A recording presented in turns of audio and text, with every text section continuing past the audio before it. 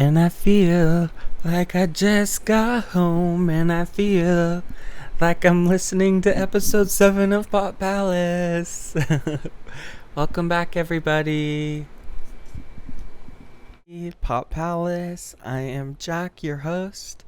Here at Pop Palace, we celebrate the iconic women in pop music history, and season 1's about Madonna. I can't believe we've made it already to episode 7. This is also one of my favorite albums. I just get more and more excited the more we listen to, the more we discuss. And this album is very different from Madonna, and it's really highlights her spiritual journey thus far in the music industry. And if you haven't listened to our other episodes, we have started from the very beginning, Madonna moving from Bay City, Michigan to New York City. And the episodes are in sequential order, and so if you go back and listen from episode 1 all the way up till here, you'll really understand everything a little bit deeper, and it'll make a little bit more sense. On episode 7, we're taking a closer look at Madonna's groundbreaking 7th studio album, Ray of Light. Released in 1998 by Maverick Records, this album marked a significant shift in Madonna's musical and fashion aesthetic direction. So let's explore this album and why it came to be, and why it remains a pivotal moment in not just Madonna's history, but in music history. Ray of Light was a significant departure from Madonna's previous work. As we know, Madonna can transform, and she does every single project she produces. So she's moving away from more of an R&B influence of Bedtime Stories, and fuses genres like ambient, trip hop, psychedelic, and Middle Eastern music. So this is like completely different from anything we've seen from Madonna so far.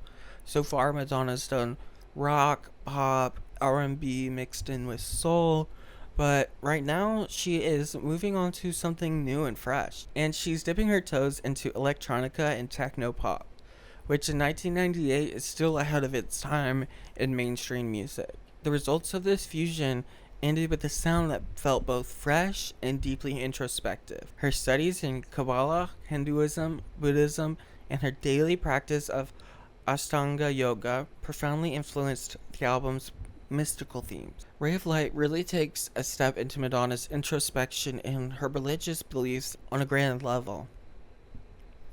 So after giving birth to her first child, Madonna initially started working on the album with producer Babyface and Patrick Leonard.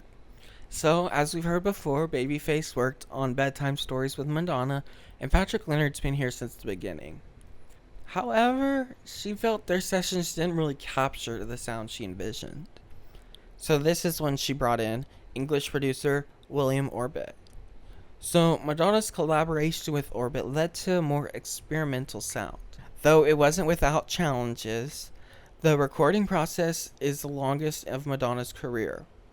It was plagued with technical issues and caused significant delays. But I also think this has to do with Madonna being a perfectionist. She's not going to release something that she doesn't truly believe is a great piece of work. She doesn't half-ass anything. She's going to do it right and do it fully the right way. So that led to Madonna releasing this album a little bit later than anticipated. Despite these challenges, Ray of Light was met with universal acclaim upon its release.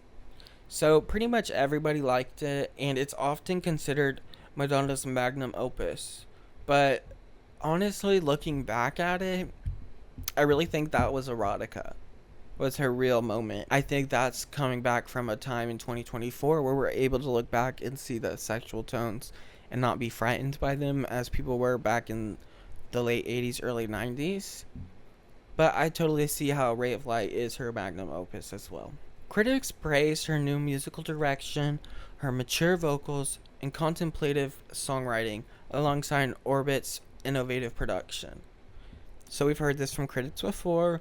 They're always praising her new mature vocals, her new direction in music. I've heard these exact words towards Madonna before when we look about critics' understanding of the previous albums. The album was also credited with bringing electronica into the mainstream pop culture. Like I said, this album was really early on in the electronica and electropop music movement. So Once again, she is ahead of her time like she always is, and she's doing it well. Because of electronica and new wave music coming in, this proved Madonna's relevance in the era as dominated by teen pop sensations. So even though Madonna is not a teen anymore, she's still dominating that space because she is outward thinking and always in with the new trends. The album debuted at number 2 on the US Billboard 200 and topped the charts in 17 countries, including the UK, Australia, and Germany. Worldwide, Ray of Light sold over 16 million copies, making it one of the best selling albums by female artists ever. 5 singles were released from the album, with Frozen and Ray of Light becoming international hits. Frozen is like one of my favorite Madonna songs ever. And then she did like another version of Frozen, like re-released a single as a collab with somebody else that I had never heard of before this. You should totally check it out. It's really good. It's on her Spotify. Okay, let's take a step back and explore the background of this album. So after her role in the film Evita and the birth of her daughter Lourdes in 1996, Madonna entered a period of introspection.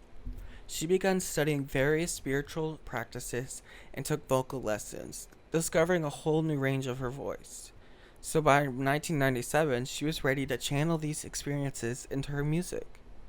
Collaborations with Babyface and Rick Knowles didn't quite capture the experimental electronica sounds she wanted. That's why she went with William Orbit, as we know. The recording of Ray of Light was an intense process. Madonna and Orbit spent 4.5 months at Larrabee North Studio in North Hollywood, California. Orbit preferred working with the samples and synth sounds, which often led to technical difficulties and delays. Despite this, their persistence paid off, resulting in a richly textured and deeply personal album. The album's title, Ray of Light, reflects its thematic content. Madonna considered other titles like Mantra, Veronica, Electronica, but ultimately chose Ray of Light to align with her tradition of naming albums after one of its tracks. The cover art, shot by Mario Testino, features Madonna in a turquoise raincoat symbolizing the elements of water and air that reoccur throughout the album. So, Ray of Light opens with Drowned World / Substitute for Love, a track that sets the introspective tone of the album. Drawing influences from jungle, drum and bass, and trip hop, it explores themes of love and fame. The title track, Ray of Light, is an energetic dance pop song with techno and trance influences, featuring a distinctive electric guitar riff. That electric guitar in Ray of Light is like one of my favorites ever. You have to listen to it again and like really think about it while you're listening to it. It makes all the difference.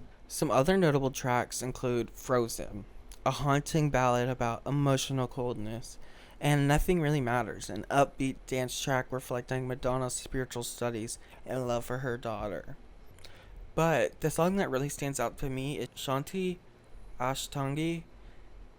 It stands out with its Sanskrit lyrics showcasing Madonna's exploration of Hindu chants, set to an up-tempo techno beat. This song is like entrancing, it's meditative, it really takes you to like a whole new level listening to it.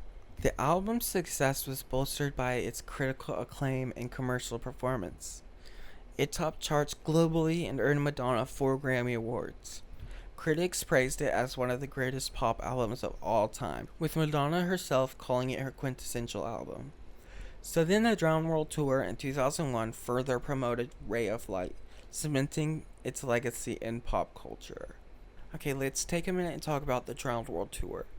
Iconic. Preparing for the tour was a whirlwind. With only 3 months to get everything ready, auditions for dancers were held, musicians and technicians were hired, and intensive rehearsals took place. So Madonna appointed Jamie King, Alex Mingo, and Deborah Brown as choreographers. French designer Jean-Paul Gaultier, known for his previous collaborations with Madonna, was in charge of the tour's wardrobe.